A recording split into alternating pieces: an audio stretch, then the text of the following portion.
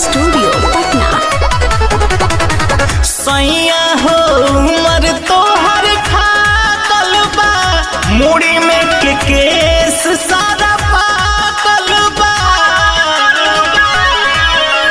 ए जी सुनो तनी, सैया हो उमर तोहर खाकल बा, मुड़ी में के केस सारा पाकल बा।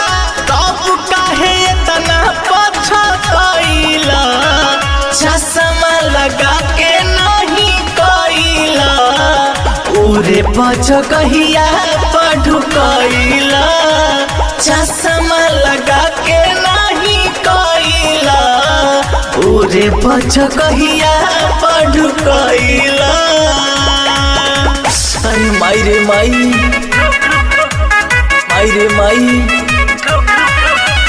माई रे माई।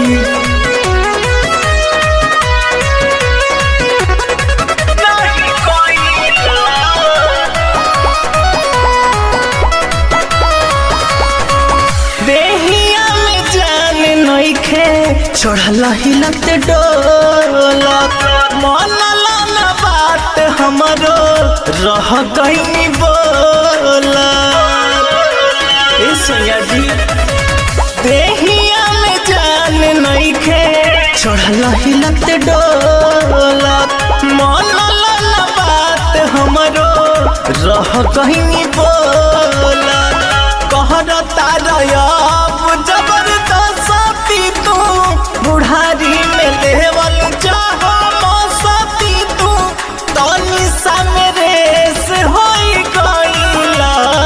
चश्मा लगा के नहीं कइला, उरे पुछकहिया पघुसइला। चश्मा लगा के नहीं कइला, उरे पुछकहिया पघुसइला। ये क्या करते हैं, हटिए ना।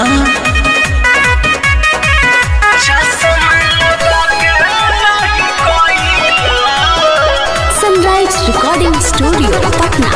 तनी को उमर के रखल लिहाज हो, सहनदीप तिवारी कभी मासूम में राज हो।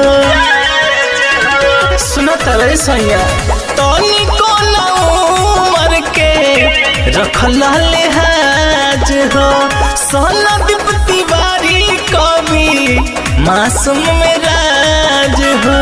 हम बानी 20 तू 19, झूठो लगवले बड़ा हीरी, बाद में तू बड़ी पछतैला।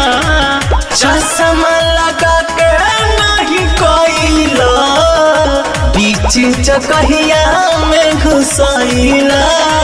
चश्मा लगा के नहीं कइला, बीच जगहिया में फसैला।